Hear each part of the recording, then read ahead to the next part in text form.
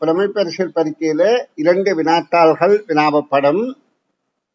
முதலாவது வினாத்தாள்ல 40 நுண்ணறிவு சார்ந்த வினாக்களும், இரண்டாவது வினாத்தாள்ல பாடசாலையில நாங்க கற்ற பாடப்பரப்பில இருந்து வினாக்களும்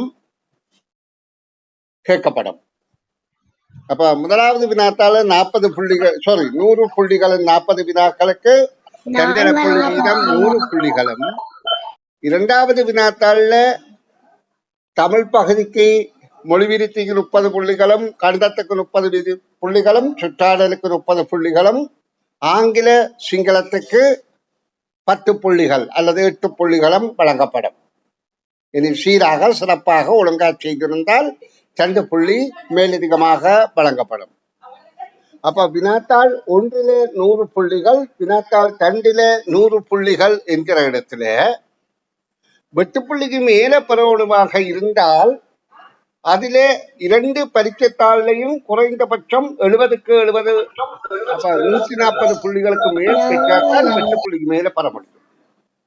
ஆனா சித்தியடைய வேண்டும் என்று மட்டும் கருதினால் வினாத்தாள் 1 35, வினாத்தாள் 2 35, 70 புள்ளிகள் எடுத்தால் போதுமானது. ஆகவே நீங்கள் சித்தியடைய வேண்டுமா வெட்டுப்புள்ளிக்கு மேலே எடுக்க வேண்டுமா என்பதை நீங்க தீர்மானித்துக் கொள்ளுங்கள். நல்லா விளங்கிக் கொள்ளுங்க. அதாவது வினாத்தாள் 1 35 புள்ளியும் வினாத்தாள் 2 35 புள்ளியும் எடுத்தால் 200 புள்ளிகளுக்கு 70 புள்ளி எடுத்தால் நீங்க பரீட்சை எடுக்கலாம். ஆனா உங்களுக்கு சன்மானங்கள் கிடைக்கும். அந்த சன்மானம் கிடைக்கணும், பகுமதி கிடைக்கணுமாக இருந்தால் நீங்கள் முதல் பரீட்சைத்தாள்ல 70க்கு மேலே எடுக்கணும், இரண்டாவதுலையும் 70க்கு மேலே எடுத்தால்தான் வெட்டுப்புள்ளிக்கு மேலே வரலாம் என்பதை தீர்மானிங்கோ. அப்ப இரண்டாவது பரீட்சைத்தாள்ல 70க்கு மேலே எடுக்கிறது ஓரளவு சுலபமானபடி என்றானே பாடசாலையில் படித்த பாடப்பரப்பு. ஆனா வினாத்தாள் 1 70க்கு மேலே எடுப்பது கொஞ்சம் சிரமம் தான். காரணம் என்றால் பாடசாலையில கற்பிக்காத பாடப்பரப்பு, அது நுண்ணறிவு. ஆனபடியால் நுண்ணறிவு வினாக்களுக்கு முக்கியத்துவம் கொடுத்து கற்பதிலே மிகுந்த ஆர்வமாக இருந்தால் அதிலேயும் அதிக புள்ளிகளை பெற்று வெற்றி அடைய முடியும். சரி, நான் இனி 6வது வினாவுக்கு, இது 14வது நுண்ணறிவு பயிற்சி, முதலாம் பக்கம் 6வது வினா. 6வது வினாவுக்கு விடை காணும் விளக்கம் தருகின்றேன். தற்பொழுது கதிரவன் தங்கியை விட 8 வருடங்கள் மூத்தவன். அப்ப நாங்க இப்ப கதிரவனே எக்ஸினு எடுப்போமாக இருந்தால், கதிரவனுக்கு வயதை எக்ஸினு எடுப்போமாக இருந்தால், கதிரவன் தங்கியை விட 8 வருடங்கள் மூத்தவன்.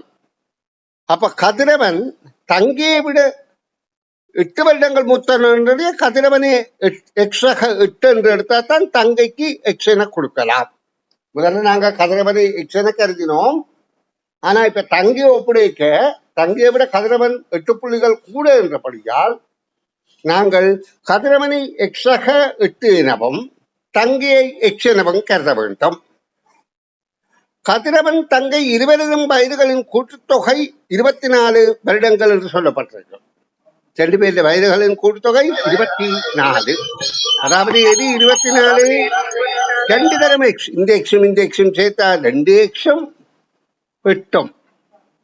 அப்ப நாங்க எக்ஸின் பெறுமதியை காண்றதுக்கு 2 சக 8 24 என்றால், ஒரு எக்ஸின் பெறுமதியை காண்றதுக்கு 2 எக்ஸ் சக 24 இங்கால கூட்டப்பட்டது இங்க வந்தா கழிக்கப்பட வேண்டும். சக 8 கழிக்கப்பட்டால் 2 எக்ஸ் 16.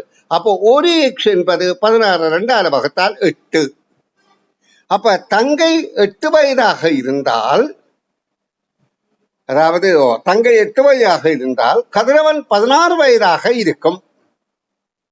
இப்ப எங்களுக்கு தகவல் விளங்கிவிட்டது, தரப்பட்டதன் படி. இப்ப கேள்வி என்ன, எத்தனை வருடங்களின் முன் கதிரவனின் வயது தங்கையின் வயதை போல் 3 மடங்குகளாக இருந்திருக்கும். அப்ப கதிரவன் வயது தங்கையின் வயதை விட 3 மடங்காக இருந்தது எத்தனை வருடங்களுக்கு முதல் என்று கேட்கப்பட்டபடியால், இப்போ 1 மடங்கை வைத்துத்தான் நாங்கள் இந்த 3 மடங்கை கேட்கிறோம். அப்ப இந்த 8 வருடங்கள் இவர்கள் 2 பேருக்கு இடையில வயது வித்தியாசம் 8 வருடங்கள். 16ல 8 போனால் 8. இது அரைவாசி. ஆனால் இருமடங்காகணும் என்றால் அந்த 8 வருடங்களும் தான், அதாவது 16ல 8 போல 8 வித்தியாசம், அந்த 8 தான் இருமடங்காக வேண்டும். அப்ப 8 நாங்கள் 2ஆல வகுத்தால் 4. அப்ப கதிரவன் தங்கைக்கு 4 வயதாக இருக்கும் போது கதிரவனுக்கு அதே போல 3 மடங்குனால் 12ஆக இருந்திருக்கும். இது எத்தனை வருடங்களுக்கு முன் என்றுதான் இங்கு கேட்கப்படுகின்றது. அதாவது எத்தனை வருடங்களுக்கு முன் கதிரவனின் வயது தங்கையின் வயதை போல் 3 மடங்குகளாக இருந்திருக்கும். அப்ப இப்ப 8ஆக இருக்கிறது. 4 வருடங்களுக்கு முன்புதான் 4ஆக இருந்திருக்கும். இப்ப 16ஆக இருக்கிறது. 4 வருடங்களுக்கு முதல் தான் 12ஆக இருந்திருக்கும். அப்ப கேள்விக்கான விடை 4 வருடங்களுக்கு முன் என்பது ஆகும். 4 வருடங்களுக்கு முன். இனி 7வது வினாவுக்கு விடையளிக்கும் முயற்சியில் ஈடுபடுவோம். கடகம், பந்தம், கம்பம் என்னும் சொற்களில் உள்ள எழுத்துக்களில் முறையே முதலிரு சொற்களின் இவ்விரண்டு எழுத்துக்கள் சேர்ந்தால் 3ஆம் சொல் உருவாகும். மிகுதி 4 எழுத்துக்களை சேர்த்தால் உருவாகும் சொல் யாது? அதாவது இங்க 3 4 எழுத்து சொற்கள் தரப்படுகின்றன. கடகம், பந்தம், கம்பம்.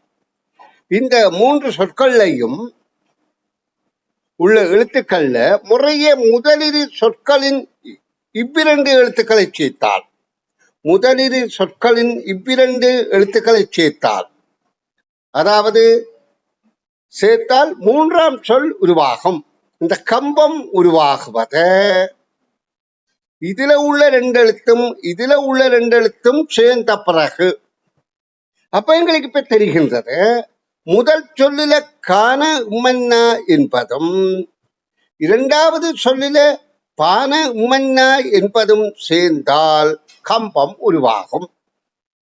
அப்ப இதுல நாங்கள் அந்த சொல்லை கம்பத்தை உருவாக்கின பிறகு மீதமாக இருப்பது கானா, டானா, இந்தன்னா, தானா. இங்க பாருங்க, நான் இறுதியில கம்மையும் பானாவையும் உம்மன்னாவையும் அழித்து விட்டால் கடந்த என்ற சொல்தான் விடையாக அமைகின்றது. இப்ப இங்கே என்ன திறமை சோதிக்கப்படுகின்றது என்றால், பிள்ளைகளுக்கு வாசித்து விளங்குற ஆற்றல் திறமையாக இருக்கா, விளங்கினதை செயற்படுத்துவதும் விரைவாக செயற்படுத்துகிறாரா, சரியான விடைய விரைவாக தெரிவு செய்கிறார்களா என்பதுதான் இங்கே ஆய்வு செய்யப்படும். இப்ப அரச விரிச்சை பொறுத்தவரையில 3 விடைகள் தரப்படும். ஆனா நான் 3 விடை தரையில்லை. ஏன் 3 விடை தந்தால் சில வேளை அதிர்ஷ்டசாலி மாரி கோடுகறி சரி எடுக்கிற பிள்ளைகளும் அரச பரீட்சையில சாதகமாக அமையும். ஆனா இதுல நான் கேள்விக்கு விட காண வேண்டும் என்று எதிர்பார்க்கின்றேன். இது அதாவது உங்களுக்கு விடைய தராம விட காண சொன்னாதான் நீங்க கேள்வியை ஆழமாக அணுகி விட காண முயற்சிப்பீர்கள். இனி பிள்ளைகள், உங்களுக்கு 8வது கேள்விக்கான விடை விளக்கம் தருகின்றேன், கவனிங்கோ. இந்த பக்கத்தின் இறுதி வினா. அடைப்பில் உள்ள உருக்களுக்கு யாதாயினும் ஒரு பெறுமதி வழங்கப்பட்டுள்ளது.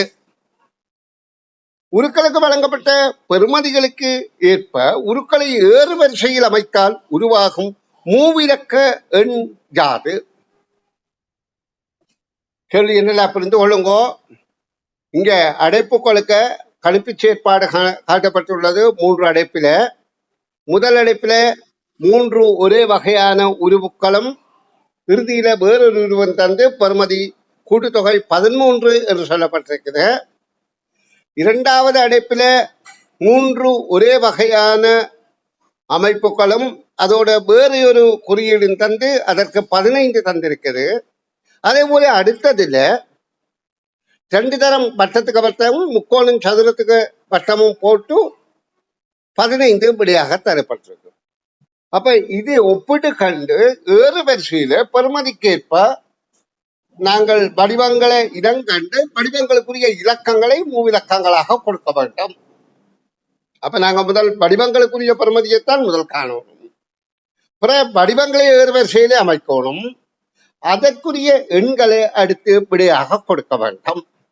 அப்ப இப்படிப்பட்ட வினாக்கள்ல கூடியளவிலே ஒரே வகை குறியீடு இருக்கிற விடையைத்தான் நாங்கள் முதல் தெளிவாக எடுத்து அதில் தான் கணிப்பை ஆரம்பிக்க வேண்டும்.